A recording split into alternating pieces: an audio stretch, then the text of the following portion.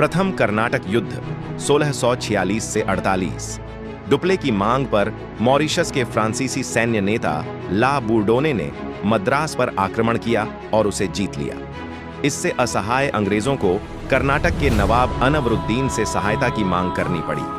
अनवरुद्दीन द्वारा भेजी गई सेना मद्रास में फ्रांसीसियों को हराने में विफल रही।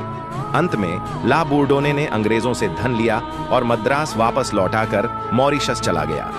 इससे डुप्ले नाराज हो गया और उसने मद्रास पर कब्जा करने का प्रयास किया, लेकिन असफल रहा। अंत में यह युद्ध यूरोप में फ्रांस और इंग्लैंड के बीच हुई एक्स-ला-शैपल की संधि के साथ समाप्त हुआ। द्वितीय कर्नाटक युद्ध 149 से 1554 तक। परिस्थितियों में बदलाव के साथ फ्रांसीसियों ने आसफ जाह के एक और पुत्र सलाहबत जंग को हैदराबाद का निजाम बनाया। फ्रांसीसियों ने उनकी सुरक्षा के लिए हैदराबाद में एक अधिकारी बुसी को तैनात किया। कर्नाटक में फ्रांसीसियों की मदद से चंदा साहिब नवाब बने। इसी दौरान ईस्ट इंडिया कंपनी के रॉबर्ट क्लाइव ने कर्नाटक की राजधानी आरकोट पर आक्रमण किया और चंदा साहिब को हरा दिया। चंदा साहिब को कैद किया गया और बाद में उनकी हत्या कर दी गई। उनकी जगह अनवरुद्दीन के पुत्र मोहम्मद अली को अंग्रेजों ने कर्नाटक का नवाब बनाया। द्वितीय कर्नाटक युद्ध का अंत पौंडीचेरी की संधि के साथ हुआ। इस युद्ध में फ्रांसीसियों को राजनीतिक झटका लगा और डुप्ले को वापस बुला लिया गया, जबकि अंग्रेजों को बड़ी सफलता मिली। तृतीय कर्नाटक युद्ध 1656 से 1663। 1660 में फ्रांसीसी सेना के काउंट डी लाली ने वांडीवाश को घेरने का प्रयास किया। इस निर्णायक युद्ध में अंग्रेज सेना के सर आयर कूट ने फ्रांसीसियों को हराकर बुसी को कैद कर लिया। लाली भागकर पौंडीचेरी में छिप गया, लेकिन बाद में सर आयर कूट ने पौंडीचेरी पर आक्रमण किया, जिससे लाली को 1761 में बिना शर्त आत्मसमर्पण करना पड़ा। कर्नाटक युद्धों के कारण फ्रांसीसियों को भारत में अपने सभी ठिकानों को खोना पड़ा। इसके बावजूद 1763 की पेरिस संधि के तहत पौंडीचेरी को फ्रांसीसियों को वापस कर दिया गया। लेकिन इन घटनाओं के बाद फ्रांसीसी भारत में अपना महत्व खो बैठे। इस प्रकार अंग्रेजों ने अपने सभी विरोधियों को हराकर दक्षिण भारत में अपना प्रभुत्व स्थापित करना शुरू किया। भारत में ब्रिटिश शासन दक्षिण भारत में राजनीतिक नियंत्रण हासिल करने के बाद 18वीं शताब्दी के उत्तरार्ध में ब्रिटिशों ने समृद्ध बंगाल प्रांत पर नियंत्रण पाने की कोशिश की। बंगाल प्रांत ने कृषि, वाणिज्य और उद्योग के क्षेत्र में काफी प्रगति की थी। ईस्ट इंडिया कंपनी को इस प्रांत से भारी लाभ हो रहा था। मुगल शासक फर्रुखसियर द्वारा जारी किए गए दस्तक, लाइसेंस इसका मुख्य कारण थे, लेकिन ये दस्तक जो केवल कंपनी के व्यापार के लिए जारी किए गए थे, कंपनी के अधिकारियों द्वारा व्यक्तिगत लाभ के लिए भी दुरुपयोग किए जाने लगे। इसके कारण बंगाल सरकार को भारी नुकसान हुआ। इसी कारण मुर्शिद अली खान से लेकर अली वर्दी खान तक सभी नवाब इसका विरोध कर रहे थे। इसके चलते नवाबों और कंपनी के बीच टकराव हुआ। इस टकराव का परिणाम 2 महत्वपूर्ण युद्धों में निकला, जिन्होंने भारतीय इतिहास की दिशा बदल दी। ये युद्ध थे प्लासी का युद्ध और बक्सर का युद्ध। प्लासी का युद्ध 1557, अली वर्दी खान जो बंगाल के नवाब थे, उनकी मृत्यु 1556 में हो गई। उनके पोते सिराजुद्दौला ने सत्ता संभाली। प्लासी का युद्ध 1757 में युवा नवाब सिराजुद्दौला और ब्रिटिशों के बीच लड़ा गया था। युद्ध के कारण 1. दस्तक का दुरुपयोग। सिराजुद्दौला इस बात से बहुत नाराज थे कि कंपनी के अधिकारियों द्वारा दस्तक का दुरुपयोग किया जा रहा था, जिससे सरकारी खजाने को नुकसान हो रहा था। 2. किले की मरम्मत बिना अनुमति के। ब्रिटिशों ने कोलकाता के किले की मरम्मत की और उसमें तोपें लगा दी। इससे सिराजुद्दौला और अधिक क्रोधित हो गए और उन्होंने किले से तोपें हटाने का आदेश दिया। जब ब्रिटिशों ने इस आदेश को मानने से इनकार किया तो नवाब का गुस्सा और बढ़ गया। 3. ब्लैक रूम त्रासदी। सिराजुद्दौला ने आसानी से फोर्ट विलियम पर कब्जा कर लिया और कुछ ब्रिटिश सैनिकों को कैद कर लिया।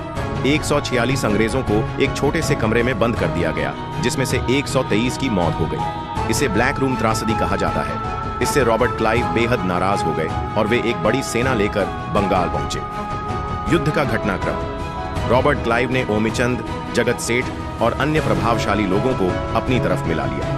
उन्होंने सिराजुद्दौला के सैन्य प्रमुख मीर जाफर को नवाब बनाने का लालच देकर तटस्थ रहने के लिए मना लिया। इन घटनाओं से उत्साहित होकर रॉबर्ट क्लाइव ने सिराजुद्दौला के खिलाफ युद्ध की घोषणा की। युद्ध में सब कुछ क्लाइव की योजना के अनुसार हुआ। सिराजुद्दौला जो युद्ध क्षेत्र से भागने की कोशिश कर रहे थे, उन्हें पकड़कर मार दिया गया। परिणाम 1. भारतीयों की अनैतिकता और फूट उजागर हुई। इस युद्ध ने भारतीयों की एकता की कमी, अनैतिकता और भारतीय व्यापारियों के लालच को उजागर किया। 2. मीर जाफर बना नवाब। मीर जाफर को बंगाल का नवाब बनाया गया। 3. कंपनी को व्यापार का विशेष अधिकार मिला। ईस्ट इंडिया कंपनी को बंगाल में व्यापार के विशेष अधिकार मिले। 4. मीर जाफर ने आर्थिक मुआवजा दिया।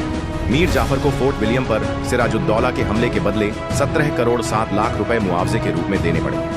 आगे की स्थिति। मीर जाफर ब्रिटिशों की अपेक्षाओं पर खरा नहीं उतर पाए। ब्रिटिशों ने मीर जाफर को अक्षम नवाब घोषित किया और उनके दामाद मीर कासिम को नया नवाब बनाया। इस प्रकार ब्रिटिशों ने बंगाल में सत्ता पर अप्रत्यक्ष नियंत्रण स्थापित कर लिया, जो आगे चलकर पूरे भारत में उनके प्रभुत्व का कारण बना। बक्सर का युद्ध 1664। मीर कासिम एक कुशल प्रशासक था। शुरू में वह कंपनी के प्रति वफादार रहा। उसने कंपनी को 2 लाख पाउंड का भुगतान किया और कुछ जगहें भी दी। कुछ समय बाद उसने खुद को एक स्वतंत्र शासक घोषित कर दिया। जब उसने दास्तक कर मुक्त व्यापार के आदेश के दुरुपयोग को देखा तो उसने बंगाल में व्यापार को कर मुक्त घोषित कर दिया। इसके परिणाम स्वरूप भारतीय व्यापारी हर क्षेत्र में ब्रिटिश व्यापारियों के साथ प्रतिस्पर्धा करने लगे। इससे ब्रिटिश व्यापार को भारी नुकसान हुआ। यह बात ब्रिटिश अधिकारियों को नापसंद थी। उन्होंने मीर जाफर को वापस लाकर मीर कासिम को गद्दी से हटा दिया। मीर कासिम ब्रिटिश की चालाकी को समझ चुका था, इसलिए उसने संगठित युद्ध की तैयारी की। उसे भारतीय व्यापारियों और कारीगरों का समर्थन प्राप्त था। मीर कासिम ने मुगल शासक शाह आलम द्वितीय और अवध के नवाब शुजाउद्दौला के साथ समझौता किया। मीर कासिम की संयुक्त सेना का सामना 1664 में बक्सर में ब्रिटिश सेना से हुआ, जिसका नेतृत्व हेक्टर मुनरो कर रहा था। इस युद्ध में मीर कासिम हार गया और युद्ध भूमि से भाग गया। शाह आलम द्वितीय ने आत्मसमर्पण कर दिया। संयुक्त सेना के प्रयास पूरी तरह विफल हो गए। परिणाम 1. शाह आलम द्वितीय ने ब्रिटिश को बंगाल में दीवानी अधिकार सौंप दिए। 2. शाह आलम द्वितीय ने वार्षिक 26 लाख रुपए शुल्क पर बंगाल के सभी अधिकार ब्रिटिश को दे दिए। 3. अवध के नवाब को कंपनी के खिलाफ युद्ध छेड़ने के कारण 50 लाख रुपए का जुर्माना देना पड़ा। 4. मीर जाफर की मृत्यु के बाद कंपनी ने उसके बेटे को पेंशन दी और पूरे बंगाल प्रशासन पर कब्जा कर लिया। बक्सर के युद्ध ने ब्रिटिशों को बिहार, बंगाल और ओडिशा के वास्तविक शासक के रूप में स्थापित कर दिया। यहां तक कि अवध भी उनके नियंत्रण में आ गया। 1765 में रॉबर्ट क्लाइव ने द्वैध शासन ड्यूल गवर्नमेंट की अवधारणा लागू की। इस व्यवस्था में भूमि कर संग्रह का अधिकार ब्रिटिशों को मिला, जबकि प्रशासनिक कार्यों जैसे न्याय आदि का अधिकार नवाब के पास रहा। इस प्रकार ब्रिटिशों ने अपने व्यावसायिक हितों की रक्षा के लिए भारत पर राजनीतिक नियंत्रण हासिल कर लिया।